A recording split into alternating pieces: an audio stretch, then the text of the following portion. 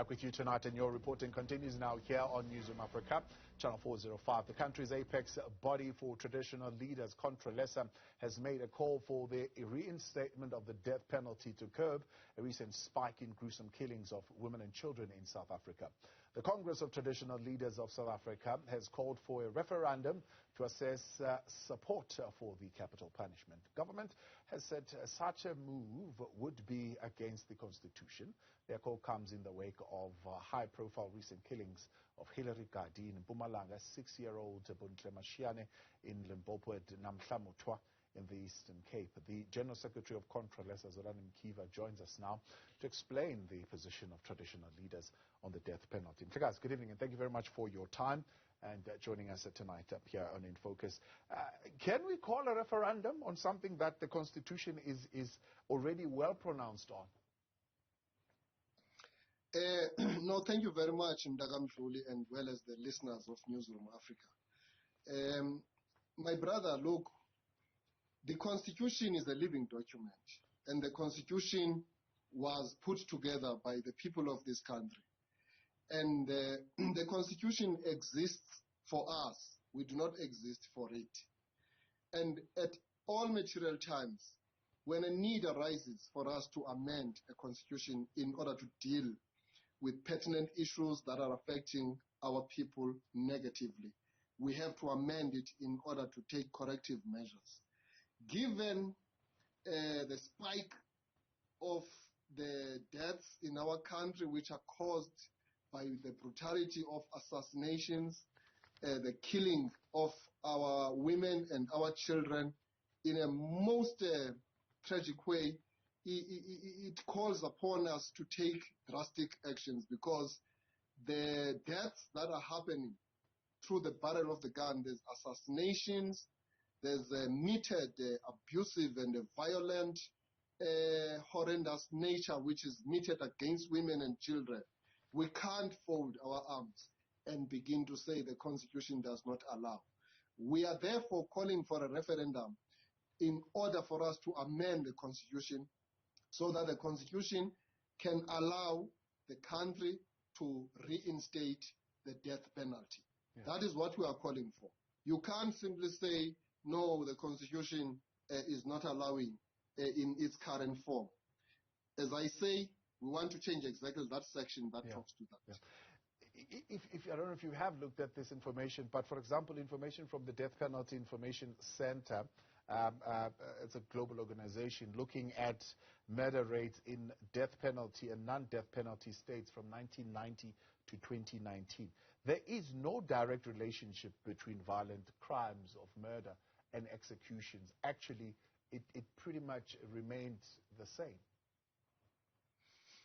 Well, it's hard to believe that. I don't think that it's realistic with what we see happening here on the ground. The nature and the magnitude of the violence that we see in our country, especially murders that are happening at the rate at which they are happening, it's something that is really cannot be accepted as something that is normal. There's abnormality. People are being killed ruthlessly, Thabo, in this country. And the killers are escalating their killing simply because they are aware that they get away with murder. When people are jailed as a result of capable homicide, killing, they basically go on an extended holiday when they are put behind the bars. They know that they are not going to really face the wrath of the law. So the law, as it stands, when it comes to murder in South Africa, is very soft. And thugs and criminals are quite aware of that. That's why there is an escalation. Every day in this country, people are killed, people are murdered. Women are killed brutally. The GBV and femicide has reached grotesque proportions in South Africa. Yeah. And that's why we are simply calling for the reinstatement of the death penalty. I think these researches and these studies are too much academic, and they fly above the heads of what is actually happening in our community. They do not really translate the reality on the ground. So I cannot agree with that conclusion that the rate of the killings, it can't be juxtaposed to the situation that we don't have the death penalty at the moment. I think the opposite is actually the truth, not that one that you have just said to us. It might dissuade, I suppose, potential criminals, but the argument is that law enforcement is the ones that should be capable of doing the job, because we can vote for the death penalty to come back on, but if law enforcement is incapable of doing their job and actually arresting people and putting them behind bars, it might not serve the desired result, I suppose. We are a country with a rule of law, but between you and me and all the people who are actually listening and viewing this interaction between us are clear that there is a great amount of lawlessness, and brutal killings in the country are now entrenched, and which is something that has overstretched the law enforcement agencies.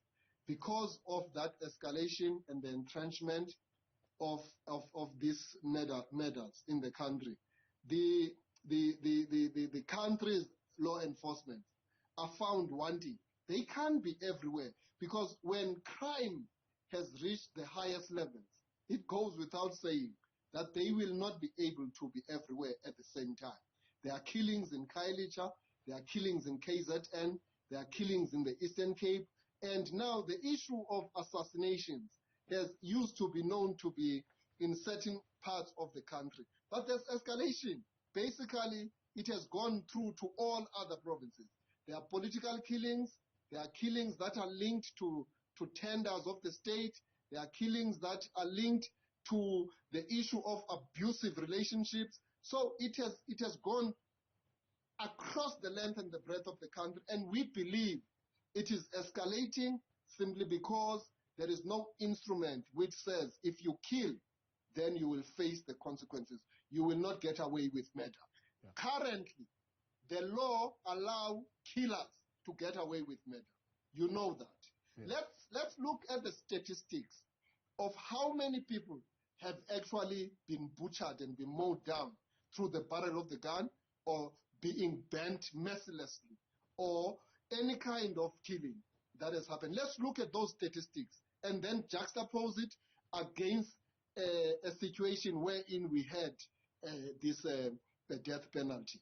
When these cars, the kingpins that do this haste, you see how brutally they kill those people, the securocrats, for the money. It goes without saying that the law enforcement agents are definitely overstretched and therefore cannot cope with what is happening on the ground. It is on that basis that Contralesa has resolved in its 8th Congress, which was held on the 29th of April to the 1st of May this year, that the reinstatement of the death penalty should be brought forward, and that should start off through a referendum. Yeah. We are going to be running a trial insofar as this referendum is concerned. We are going to be issuing a number to the public so that the people can begin to start a process of expressing their view, whether it's a yes or a no. Because we know that the regulations will take years for them, for the government to actually consider this. So we want to put pressure, because we are receiving volumes and volumes of correspondence from communities to say, Contralesa, please help us to intervene. We need this death penalty. I think the views of the people must be considered. It is not just an issue that has come up with us, because some people will say, oh, these are leaders who are in an ivory tower and they are expressing their view from a helicopter point of view. But this is something that comes from the grassroots.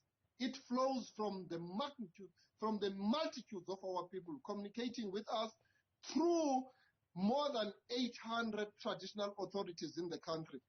All people are calling for this, because even in rural areas, peri-urban areas, urban areas, the killing machines are opening fire every hour, every day, every week, and every month, and every year. It's a problem.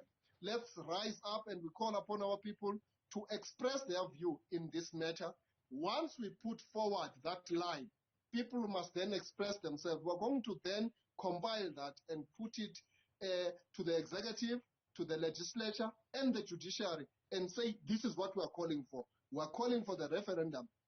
Remember that since 1994, there hasn't been a referendum in this country. But I can assure you, the first referendum that will be realized in this country talks to this matter of the reinstatement of the death penalty. We know the history of the death penalty when it comes to the struggle for liberation in this country, that it was used basically against people who were fighting for freedom and who happened to be the African majority.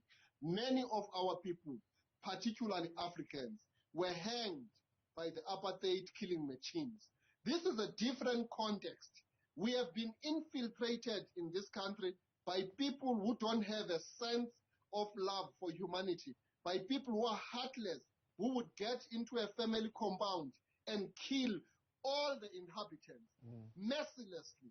We can't allow it to happen as if it's a normal thing. That is why Contralesa is moving and providing leadership in this issue by saying that government, the judiciary, and Parliament of the Republic of South Africa consider urgently a referendum so that we can reinstate the death penalty. We believe that once happens, then the rate of the deaths in the country will come down.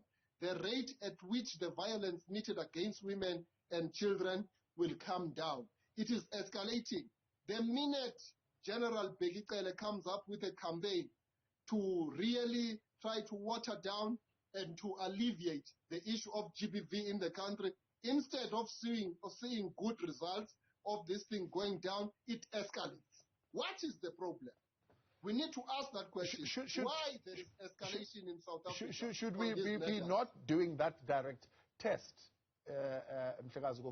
what is the problem? And is incarceration not enough of a deterrent? We have not tried it. Not many of the perpetrators of gender-based violence are actually taken through the justice system and incarcerated. Not enough of them as well for it to be a deterrent. The general performance of the criminal justice system comes into question when it comes to this. And of course, you've already raised this issue, the context of the death penalty. There are those who are saying, are you also arguing that the number of those who might be sent through the death penalty by fault and who are innocent is much more negligent compared to the number of perpetrators of gender-based violence who murder their victims? Well, Tabo, I cannot really repeat this point and emphasize it more. The issue of violence as well as murders in South Africa has reached the highest level. We are probably the most brutal country when it comes to murders in Africa. And that problem has overstretched the law enforcement agencies as well as the prosecuting bodies in our country. We can't say there's no capacity at NPA. Certainly, there has been convictions. There has been cases that have been tried successfully, a number of them. But I agree with you that a lot of people get away with murder. There hasn't been any people who have been charged. We have lost about almost 50 traditional leaders between 2019 and 2021. There is not a single arrest. It's a problem. It also affects us as an institution of traditional leadership. But it affects ordinary South Africans. And therefore, it is on that basis that we can't be analyzing when the problem is escalating. We ought to take a decision to try and circumvent that from escalation. If we wait for analysis after analysis, we will never get to a point wherein an action is taken to bring a halt to this murderous environment in our country. It is for that reason that Contralesa is very clear that let us not be academic about this issue. Otherwise, more people are going to die whilst we are still analyzing using this ideology and another one using this research vis-a-vis that one, while people are dying every day. So we are saying that let's come up with this instrument, because we strongly believe that if you go to countries where the death penalty is there, and we're not saying that it must be brought back and to be used irresponsible, but the mere communique of its reinstatement, we believe that it will be a game changer in terms of bringing to a halt these matters. Bontle, we appreciate your time. Thank you very much for coming on. That is spokesperson for Contralesa there, Zolani Mkiva. Coming up.